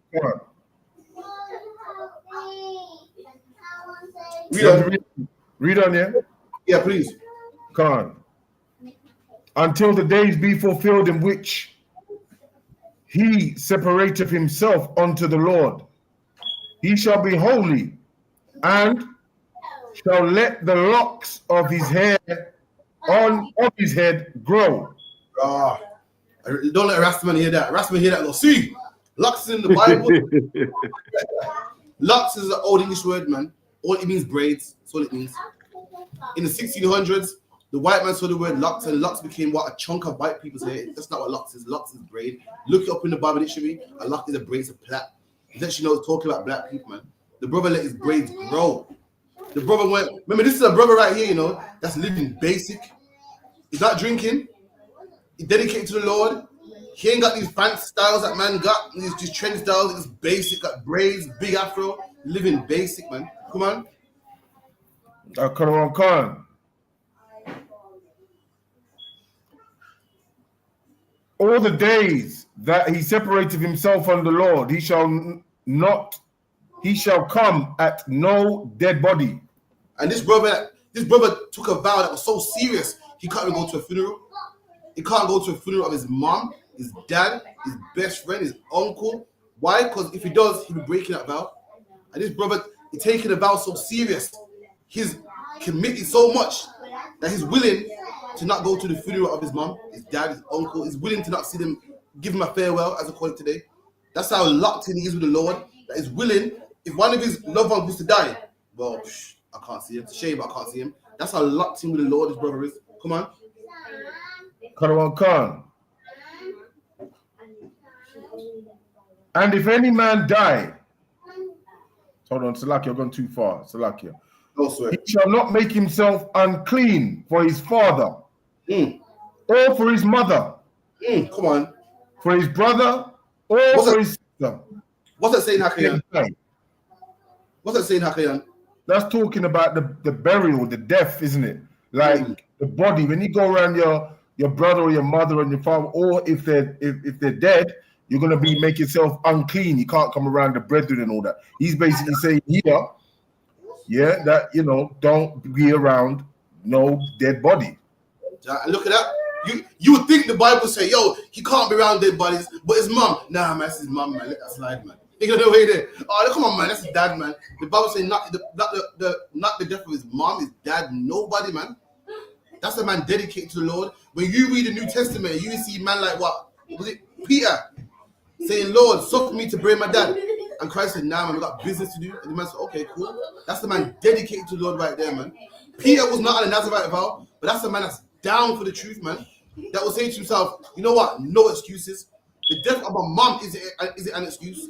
The death of my father isn't an excuse. The death of my loved ones isn't an excuse. The truth is my first love, man. That's the man dedicated to the Lord right there, man. Come on. When they die, because the consecration of his God is upon his head. all the days of his separation, he is holy unto the Lord. There you go. And all the days of his separation, he's holy unto the Lord. The word holy means separate. He's separate unto the Lord. Come on. And if any man die very suddenly by him, and he have defiled the head of his consecration, then he shall shave his head in the day of his cleansing. Right. What's that saying right there? That's saying, right? Oh, Salaki, you're going to break it down? Now, go on. I want to know if you... yeah. So, basically, if someone get shot by you or stabbed next to you or something, or they're dead next to you, right? Because the person is died, you're now around the unclean body. So now what he said here is, because you're around the unclean body, I believe of no fault of your own, you shave off your head, right? And then because he's been unclean now, his vow is finished. There you go. So what's that saying about the vow? The vow is dead serious. Dead serious. You would think that, hold on, I'm walking, a man got lit by a car. That ain't my fault. Don't you think? The vow is so serious. Your vow is ended. Cut your hair, man. Start fresh again. That's a serious. You think that, hold on, I can go to my parents' funeral. My parents, though, surely there's some leeway for that. There's no leeway. You think, well, a man died in front of me. I didn't go to his funeral. I can't help that. The Lord don't care. Start again. That's how serious the vow is. Keep it in. Quran. Verse 10. And on the 8th day he shall bring 2 turtles or 2 young pigeons to the priest. 2 turtle doves, 2 pigeons. That's what? A sacrifice. Come on. To the door of the tabernacle of the congregation. And the priest shall offer the one for a sin offering and the other for a burnt offering. Right. So that's the Nazarite vow in the Old Testament. Someone get me Acts 21 and about 20. So like you said, can I ask you a question on this Nazarite thing? Sure, man, come on. So what's the benefits of being a Nazarite though? What's the benefits apart from obviously the health side of things? You know, you're being in obedience to the Most High, the discipline and things like that. Even though you may want to do something, because you've made that vow now, you don't have to. So it's kind of building up a discipline and a structure in your life. But is there any other benefits? Like, do God give you anything? Like that's the benefit right there. It's like fasting. Fasting is it's like you're working on a muscle. Imagine you're fasting, so you're not eating. Your body needs food to eat, and you're saying, "I'm not going to eat." You're building that muscle, man. It's like you're in the gym working. So that if you can put down food that you need to live, then you can put down weed that you don't need. You can put down whores that you don't need. And the same with the Nazarite vow. It's like you said, like a discipline. You're separate from the law, the discipline. You're not drinking, and you put your own pleasures aside to separate yourself. That's the benefit right there. That when Satan pops in your mind, you can say, "Yo, Satan, shut up, man." You know what I mean? Brothers can see that, this brother's a serious brother right here. This brother right here serves the Lord, man. This brother in a Nazarite vow. That's the benefit right there, the discipline. It's like Hebrew Academy, man. Hebrew Academy is all about discipline. And the vow, for you to stay to a strict vow, that your parents pass away, you still don't go to the Lord. That is the benefit right there, the discipline that it gives you, man. So like, what about the Passover? So if now you made a vow to be a Nazarite, you say you can't drink no alcohol, but what about when you go to the Passover, where you got to drink the wine and eat the lamb? There you go. So lucky that after that one, I didn't think about that one. After the Muhammad about that, but yeah, I know for the rest of the year. You know what? I think, don't quote me, but I think don't forget it. I'll get the question on that. I'll get the answer on that. Don't forget. Right. Like you said, for me, go ahead. I would think that the Passover as being the law, as a Nazarite, a man of the Lord, you must keep the law. So there you go. If a Nazarite been keeping it for 15 years, then most likely he had some, but I'll find out, definitely. Any more questions? Right, someone get me Acts 21 and about 20. Quran, Acts chapter 21, verse 20. One of my favorite scriptures. Go on. And when they heard it, they glorified the Lord and said unto him, Thou seest, brother, how many thousands of Jews there are which believe. One second. Bear with me a second. Bear with me. Go up to. Bear with me.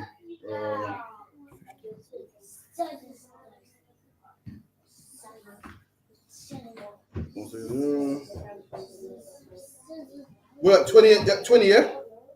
21. Chapter 21, verse 20. Bear with me, the part that I want. 1 second. I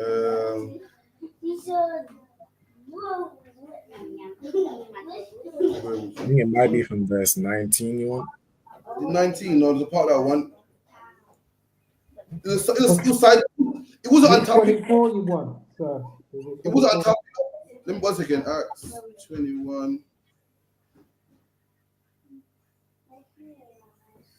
I thought while I'm in the scripture, I might as well, whilst I'm here. Let me get it. Acts 21. Give me 21 and about 10, I believe it is. Quran, Acts chapter 21, verse 10. And as we tarried there many days, there came down from Judea a certain prophet named Agabus. And when he was come unto us, he took Paul's girdle and bound his own hands and feet, and said, Thus saith the Holy Spirit, so shall the Jews at Jerusalem bind the man that oweth this girdle. Oh, no, one second. Oh, what's the part, man? The part I want, bury me. Bear with me 1 second. The part that I want in particular.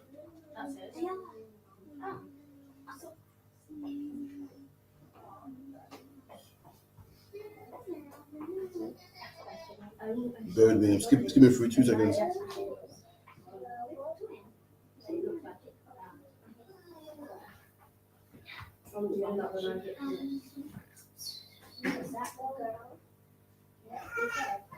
Oh, I think it's verse 2 seconds.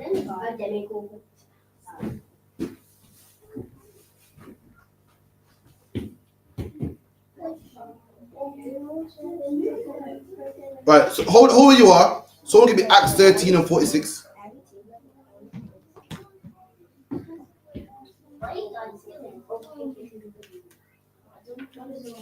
Acts 13 and 46.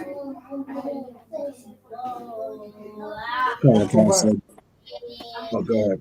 Chapter 13, verse 46. Then Paul and Barnabas waxed bold and said, It was necessary that the word of God should first have been spoken to you. Come on. But seeing ye put it from you and judge yourself unworthily and everlasting life, lo, we turn to the Gentiles. Right. So Paul saying this, it was good that we come to you, but since you don't listen to us, we turn to the Gentiles. So Christian will read that and say, see, Paul went to the Jews first, and the Jews didn't listen. So then Paul went to the Gentiles. So where Abanigar is now, Paul's coming back from his ministry, and he's giving a report about his ministry of him turning to the Gentiles. So go to Acts 21, and it is about 19. Quran, Acts chapter 21, verse 19. And when he had saluted them, he declared particularly what things God had wrought among the Gentiles by his ministry. Remember, Paul's coming back from his ministry. Paul was just done speaking to the Gentiles. So Paul's come back and he's telling the brothers what things he'd done amongst the Gentiles. We just read that Paul went to the Gentiles. Now he's reporting back what he did amongst the Gentiles. Come on. Quran, verse 20. And when they heard it, they glorified the Lord.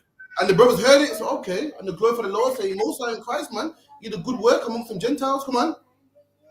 And said unto him, Thou seest, brother, how many thousands of Jews there are which believe. Hold on. So the brother said, Paul, good job, man. You see how many Jews there are that believe. But what I thought Paul went to the Gentiles? I thought Paul went to the Gentiles. Why the brothers calling the Gentiles that he went to the Jews? Why are they referring to them as Jews? When Paul just said he went to the Gentiles, why are the brothers saying, you know what, Paul, good report, man. You do see how much many Jews there are that believe. We're going to find out why you call these Gentiles Jews. Come on.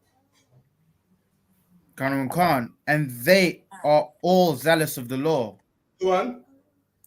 And they are informed of thee, that thou teachest all the Jews which are among the Gentiles to forsake Moses. And that's why they're called Gentiles, man, because there were Jews that were among the Gentiles. That's the people that Paul was teaching, the Jews amongst the Gentiles. So when Paul said he went to the Gentiles, he didn't go to the white man, Chinese man, African man. He went to the Jews amongst the Gentiles, man. So much that when he came back, his brother said, good job, man. You went to the Jews amongst the Gentiles. Skip me down to verse 22. Khan, verse 22. What is it therefore? The multitude must needs come together, for they will hear that thou art come. Right, so a rumor was going around that Paul was teaching brothers to break the law. So the brothers said, listen, what we're going to do? We got to do something about this because brothers will think that you're a guy teaching against the law. Come on. Khan. Do therefore this that we say to thee. We have 4 men which have a vow on them. Which have a what? Which have a vow on them. Right, what vow are they talking about? We have 4 men that have a vow upon them. Let's find out what vow they have. Keep reading. Khan. Them take and purify thyself with them. Come on. And be at charges with them. Come on. That they may shave their heads. They may what? That they may shave their heads. Don't that sound like the Nazarite vow? The Nazarite vow, you grow your hair, at the end of it, you shave your head. The Bible calls it a vow. Anything you find in the Old Testament, you find in the New Testament. If you call yourself a New Testament only, then what is this vow talking about, man? Why are these men shaving their heads, man? You'll be confused. You're like, what that about? You need the Old Testament and the New Testament go hand in hand, man. The Old Testament backs up the New Testament, man. Keep it in. Khan. And all may know that those things whereof they were informed concerning thee, and nothing, but that thou thyself also walkest orderly and keepest the law. That, man. They say the brothers out there teach that you're breaking the law. I tell you what, keep this vow, and then brothers will know that you're orderly. Brothers will know that you keep the law.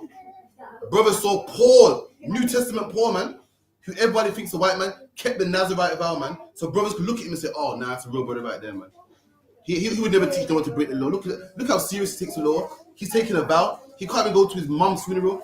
Can't go to his dad's funeral. He would never teach no one to break the law. And that vow that Paul took in the New Testament, where do you find it? In the Old Testament, man.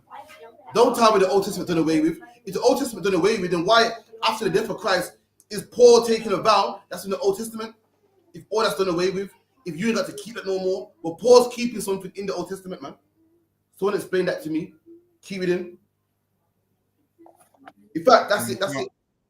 Someone give me Deuteronomy 28. No, Leviticus 20 and 13.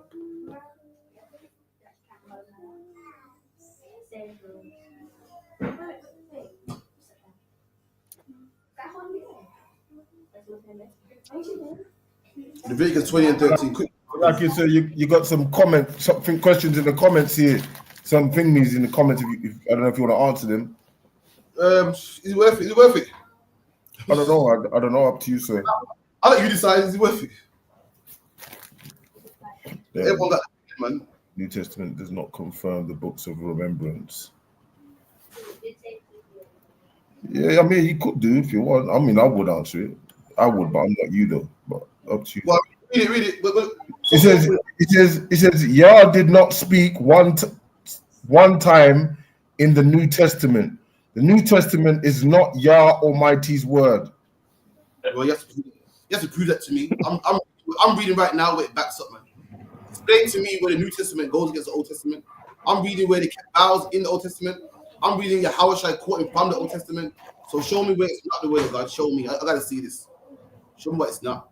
And the name is the Gov. His name is the Gov. Yeah, man. Well, yeah. Come. We done? 13, you say, right? Leviticus 20 and 13. This is the book of Leviticus, chapter 20 and verse 13. If a man also lie with a mankind, as he lied with a woman, both of them.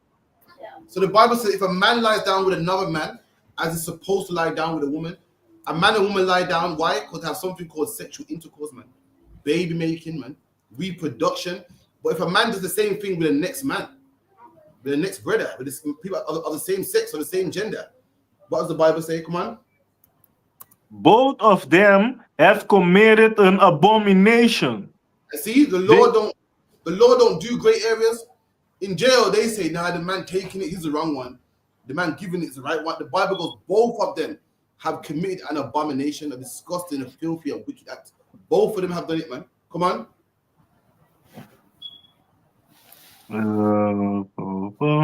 They shall surely be put to death. They shall what? They shall surely be put to death. The Bible said they shall surely be put to death. That was a judgment of same-sex marriage, man. Before Yahweh came and gave man grace. And guess what? It's the same punishment today.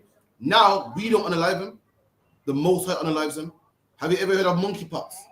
Have you ever heard of AIDS? Gonorrhea, clap. The Lord gives it to them, man. Now let's see what the New Testament says about this, man. Let's see if in the New Testament the Lord's all loving and the Lord's done away with this and God ain't dealing with this and it's changed. Now let's see, man. Someone get me book of Romans, man. 1 and about 15. Let's see. I got that, Roman 1, I got that. People say that, well, Paul was different. Paul teach different from the New Testament, from the Old Testament. So, okay, let's see, man.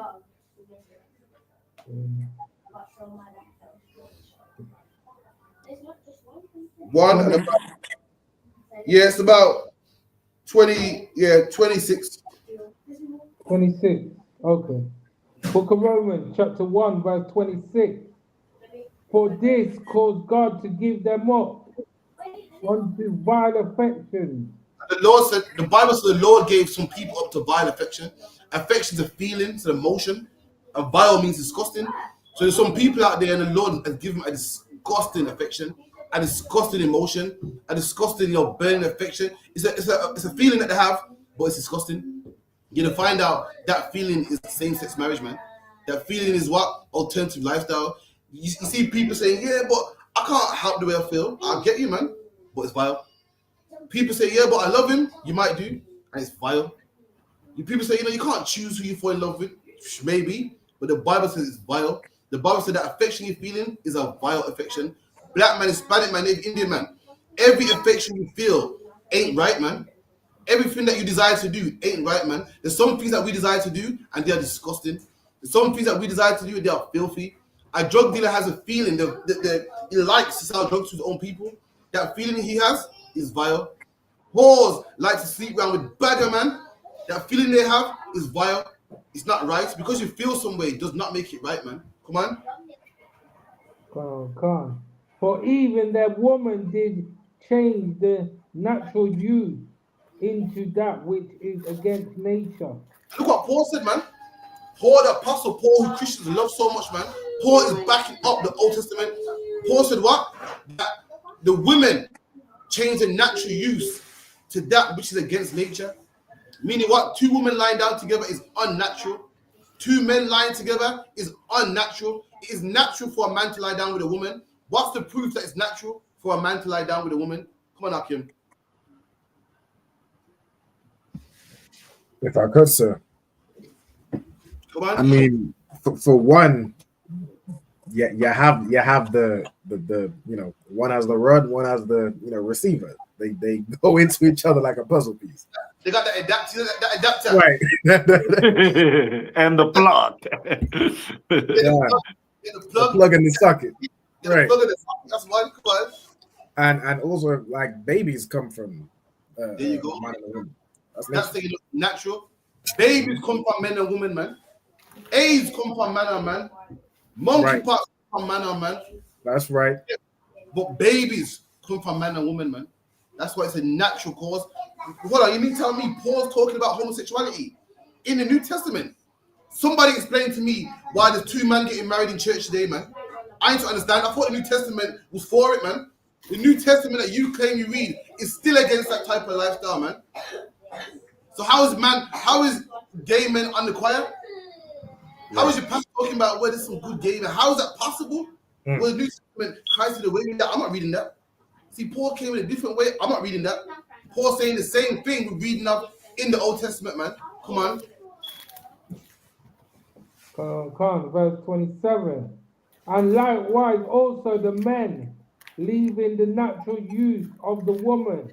And the men were doing the same thing. They left the natural use of the woman. Why? Because it's natural for a man to like a woman. Do you know in science, man, a woman has everything a man wants.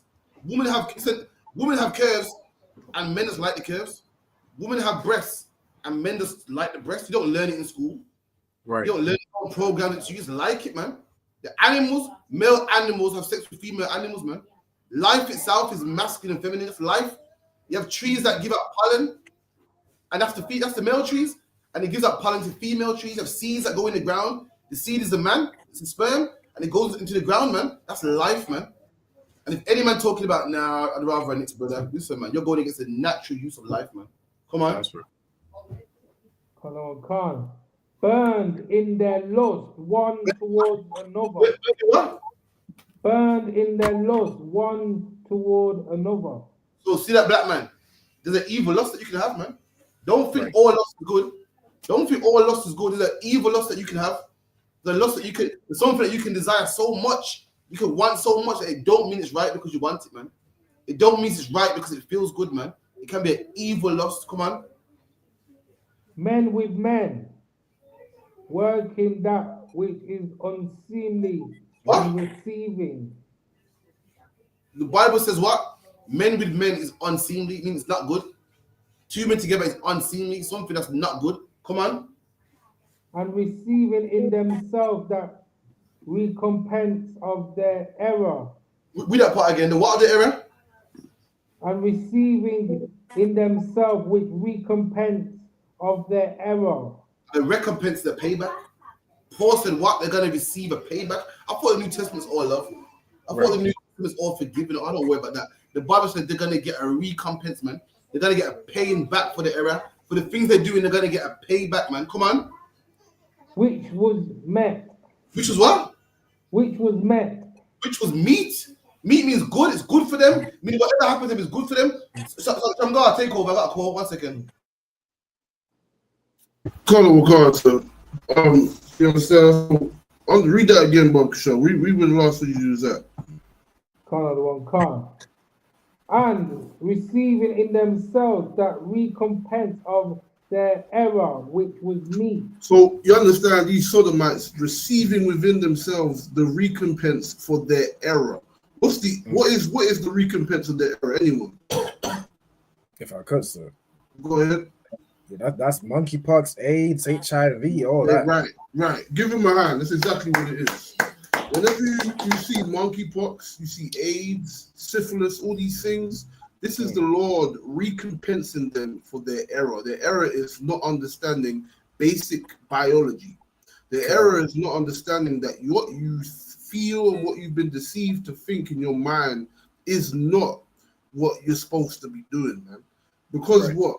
Because it's nice to eat candy. What you eat candy? Listen, man. Listen. Let me tell you something. What you know as a child thinks that, listen, because something is pleasurable, they're gonna do it all the time. So a child's gonna think that eating candy is something they're gonna eat every single day. Eating chocolate and sweets and them thing they're gonna eat every day. But as an adult, you learn, listen, man, yes, you can have some sweet things, but then you can understand that this is not the way you understand you must live. And this is the thing. Just like having alcohol, or just like, just like doing anything in this world, you understand that there is a boundary, there's an order to how to do it. And there's a way that you understand you're supposed to conduct yourself, man. This homosexuality, it's not even a thing you should be doing regardless. It's not even that, but it's an animalistic mindset. As human beings, we have a moral way to conduct ourselves. That's what the Lord made us to be. We're supposed to be of a higher thinking than the regular animals. An animal, like a dog, if it's in heat, or if it's that time of the year where they start mating, mating season, right? They hump everything. You see them, they hump the walls, they hump the sofa, they hump everything. That's an animal. And that's how humans have become animalistic. These heathens are very animalistic, man. I feel like you're the one, you got it. Most time Christ, absolutely, man. And it's mad because Shamgar said that animals have no rules, but guess what? Even animals, even male animals like female animals, man. I mean, as crazy as they are, even they got more sense than humans, man. Human liking men, all types of narcissists. Black man, that's against the Bible, man. And Paul also in the New Testament confirmed that, man. Keep reading. So, like you, sir, if I may, real quick. Come on. And if I can highlight also the part at the end which say, which was meat, meaning the recompense of the error is good. See that there? Christians think that. See, we just pray for our loved ones and we just love and love and love. And even if you live that type of lifestyle, we just pray. Listen, Paul said that when these homosexuals get monkeypox, he's happy, man. It's a good thing. Paul said when these homosexuals go to the clinic and they say, sorry, you have AIDS. Paul said it's a good thing, man. The men of the Bible weren't soft, man. They weren't no sissies, man. They was rough. And Paul said it's a good thing, man. Paul said it's a good thing. Why? They're meant to get AIDS so people can look and say, yo, I don't want AIDS. Right. I don't want to live that type of lifestyle. You know what? I'm going to stop being gay today. I'm going to stop living that lifestyle today. I don't want the monkeypox. I don't want AIDS. I don't want gonorrhea, man. I'm going to stop, man. Paul says it's a good thing when it happens to them. When the Bible says what? The blood shall be upon their head. Paul says it's a good thing, man. Come on. Come on. Verse 28. And even as they did not like to retain God in their knowledge, God gave them over to a reprobate mind. There you go, man. So drop that. So let me get one more for wrap up. So that the New Testament and the Old go hand in hand, man. You're reading a book that's flush. You're reading a book that is one big book. It's not separated. When you read the New Testament and you're reading about the history of the Jews and the Passover draw nigh, what's the Passover, man? The Passover is a festival in the Old Testament, man, which the brothers are keeping. Give me Numbers 15 and 38. Give me up, please. Come on. The book of Numbers, 15, verse 38. Come on.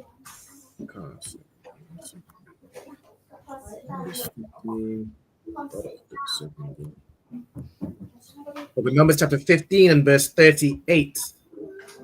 Speak unto the children of Israel and bid them that they make them fringes in the borders of their garments. Right, so the Lord made a law that we must have fringes in the borders of our garment. The border of a garment is what you call the seam. Like the border of Scotland and England is where England meets Scotland. So your border of a garment is when one piece of material meets another piece of material. That's the border. And in the border, you have fringes there. That's when the UPK, we have fringes in the seams of our clothing, man. Seams of our jackets, seams of our jeans and our pants, our trousers. But for Israelites, when they put it on the t-shirts, man, like a long dress. Rabbi, it's like one long dress, man. Ridiculous. Get me the seams. Listen, the Lord would never have his chosen people dressed so gay, man. Right. That should let you know that how they're wearing fringes is wrong. The Lord would never let his chosen people look so ridiculous and stupid, man. We wear fringes the proper way, and we're a law in which we had fringes, man, tassels, where our borders meet, we're in the seam of our clothing. Now let's see if we had that in the New Testament. Someone get me Matthew 9 and about 17. Come on. Matthew chapter 9 verse 17. Neither do men put new wine into old bottles, else these bottles break, and the wine runneth out, and the bottles perish. But they put new wine into the new bottles. Yeah, Matthew 9:18. Preserved. That's 9:17. Yeah, go ahead. Like, can you say the chapter and verse again? What about verse? Yeah, keep reading. So Christ teaches disciples basically to start fresh. If you're a Christian, you come in the truth. You got to drop Christianity. You can't come in here with your Christian mind and come in the truth, because Christ is making an analogy. Christ said, men don't put old wine and new wine into one bottle. The bottle will break. You know what I mean? You put new wine in new bottles, old wine in old bottles. You don't mix both of them. You don't come in here with your Christian mindset, man. You drop everything, become what? Reborn, man. Come like a newborn baby. You put. Did anyone know how they hold wine in the ancient times? They had wine. If I may, sir, they like take like a goat and skin it, and they will seal the parts that was cut open, and then use it like a bag. There you go. Wine was kept in skins. You get like a goat, like goat's belly, and you put wine in skins, and you put a cork on top. That's how it was carried back then. And if you mix old wine, it will explode. Have you brothers ever had orange juice in a box before? And the orange juice, what happens when the orange juice is old in the box? Anyone know have you seen it before? What happens to that box? Can't say if I could. It starts to ferment, so it starts to swell and release gas. The box starts expanding. Look at it, yeah, man, that's off, man. Same thing when you mix old wine with new wine, that bag starts to expand, it will break. When the first the priest was like, what? Mixing wine will make a bottle break. I'm thinking of 2025. Bottles can't break. What they're talking about is how they held wine back in the day. It was in skins, and that skin will start to expand and it can explode because it's mixed with old wine and new wine. So Christ said, Christ said the same way how people don't mix old wine with new wine. Likewise, when you come in the tree, you drop all that garbage in there, man. Come fresh like a newborn child. Come on. Come, verse 18.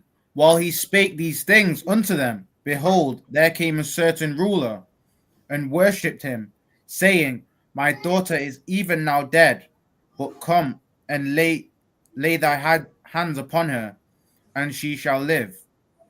And Jesus arose and followed him, and so did his disciples.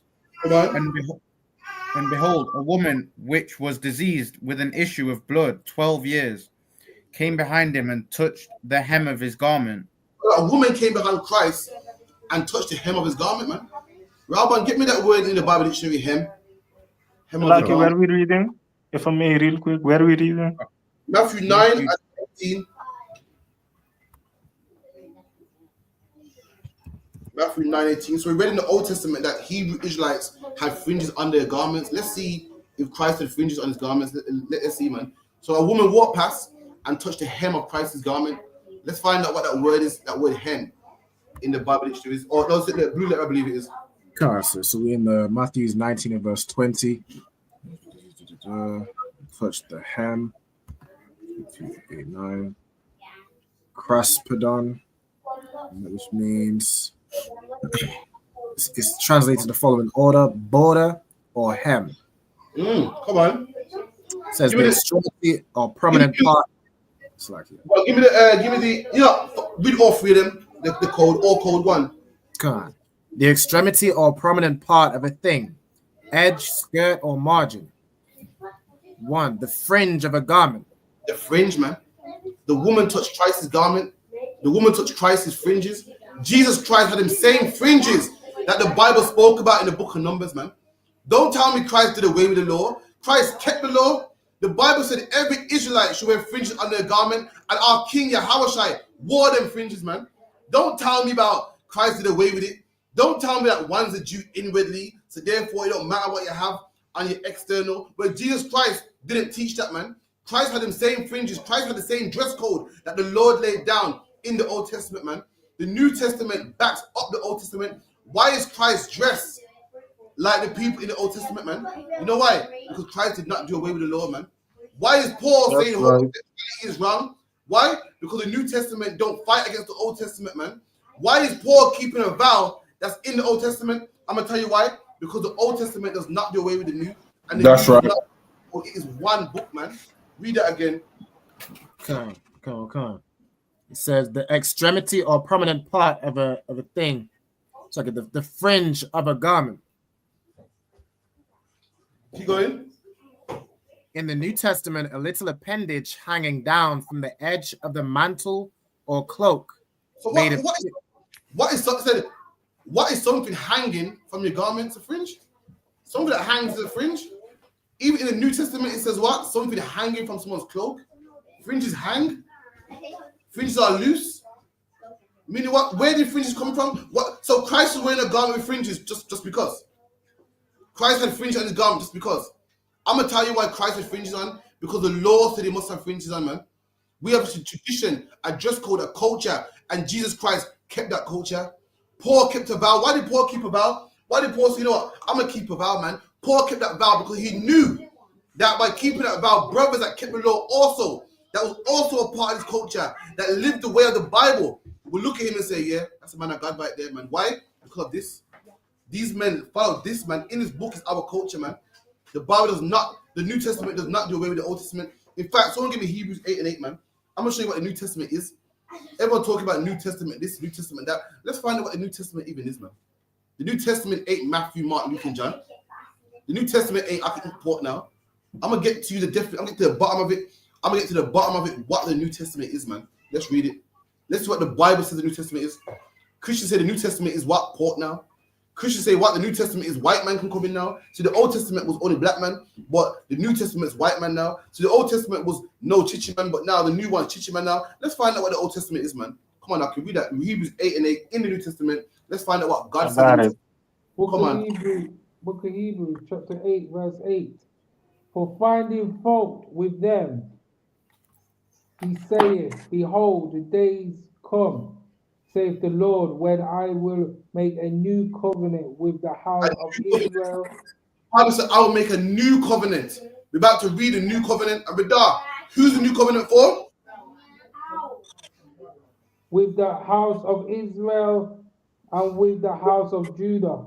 And the new covenants with the house of Israel and the house of Judah, man.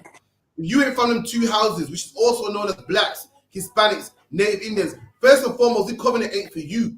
The Lord said, I'm going to make a new covenant, not with everybody, not with the whole world. First and foremost, this new covenant is for blacks, Hispanics, and Native Indians. That's the first thing. Now let's find out what this new covenant is. We found out who it's for. Now, what is it? Come on. Come on. Verse 9.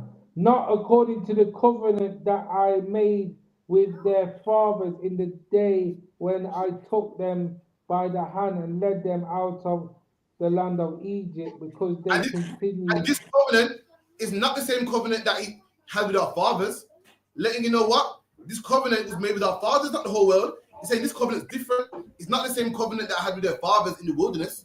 Everybody wasn't in the wilderness. Chinese people were in the wilderness. The Lord took our fathers out of Egypt and put us in the wilderness. And he's saying the New Testament ain't like that one. It's different. Come on. Come, because they continued not in my covenant, and I regarded them not. And the Lord regarded us not. What does it mean? They continued not in my covenant, so I regarded them not. What does that mean, Hakim? If I may, sir. Go on, Ira. Salakia. Go on, Ira. That means that when they didn't keep the law, he didn't take care of them no more. Absolutely. We didn't continue in his commandments, so we ended up in the Babylonian community. You read about man like Daniel, you read about man like Shadrach, Meshach, Abednego get thrown into fire, man. Living a lifestyle like we live today. When you read the stories about Shadrach, Meshach, Abednego get thrown in fire, don't you read it and think about, yo, that sounds like a people taken captivity that's been abused by the country they're in. You don't read that and see Mark Duggan. You don't go, hold on, a black man, all right, from slavery in Jamaica, get killed by the police. That sounds familiar. When you read Shadrach, Meshach, Abednego, you're looking at you're looking at a man carried into slavery, then being abused by the authorities. That don't sound like the Windrush to you. That don't sound like police brutality to you. When you read about them raising taxes, that don't sound like you living in council estates to you. That's how we lived. Why? Because the Lord didn't regard us. Why? Because we broke his commandments, man. Come on. Saith the Lord, verse 10. For this is the covenant that I will make with the house of Israel. Radar, your audio's a bit messy, so I'm gonna give it to another brother just so we can all hear properly, right? Someone read up from there. So it said this, but this is the covenant I will keep with them. Saying what? The old covenant, they broke it. I'm gonna make a new covenant, and this is the covenant. Someone get that. Someone carry on from where he left off. Khan. Hebrews chapter 8, verse 10. For this is the covenant that I will make with the house of Israel after those days. Come on. Saith the Lord, I will put my laws into their mind and write. Wait, What's the New Testament? Read it again. I will put the laws into their mind. That's the New Testament right there, man. The law didn't say it's done away with. So them same laws I'll put in their mind. Meaning what? You still can't eat pork. You still can't eat crab, shrimp, and lobster. You still can't be a homosexual. The only difference is the laws now in your mind. It's not written on stone. It's something that you actually care about, something that you actually do. You brothers in the UPK, why are you homosexuals? Why? I love woman. That's true. Why are you thieves? Why are you child molesters? Why are you not backbiters? Why you don't celebrate Christmas? Because we denied ourselves and we took up the cross and followed Christ. For time's sake, that's absolutely right. But the answer what they hear is why? Because the law is in your mind. The law, see, in the ancient times, we didn't do it. Why? Because it's written in the book. It was written on stone. A priest will kill you if you didn't keep it. Who's killing us? No one is. No one's going to stone us if we keep Christmas. No one's going to stone us if we celebrate Easter. But we don't do it. Why? It's the right thing to do. The law is in our mind. And the New Testament is the Lord will put the law in our mind. The New Testament ain't the laws done away with. The New Testament ain't white man, China man. Christians are adding. A Christian will say, yeah, the Old Testament was with the Jews, but the New Testament with everybody. I'm not reading that, man. I'm reading right here what the New Testament is. And the New Testament is with the same people, man. With the same laws, man. The only problem is you do it now because you care. You do it now because you're righteous. You do it now because it's right. You do it now because you love the Most High. You don't do it because a priest will kill you. You don't do it because it's written on stone, because it's written in the book. You do it because you care about it, man. That's the only difference. That is the New Testament, man. Read on. Can't. And write them in their hearts, and I will be unto them a God, and they shall be. That's the New Testament. The Lord in your heart now is something you actually care about. And with that, that's the class. We're going to be here. Under ends tomorrow. The Lasher one could dash tomorrow as well. Lasher one could dash is 7 to 9. Under ends 9 to 11. We're going to have a camp next week in Leicester, in the city center, right outside the clock tower. Then we got a class also the same day, 7 till 5 to 7?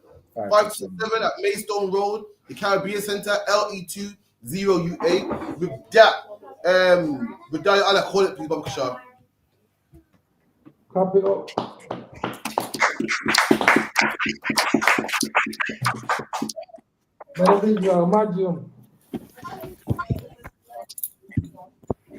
Magium Shabbat. Magium. Ura. Yahweh Hashem, Yahweh Shai Bakatam. Brother Matar, time to the sister the courtesy salute. Magium Shabbat. Magium. Yahweh Shema Eletah Yahweh Shema Eletah B'Shem Yoshai. Brother Matar, dismissed.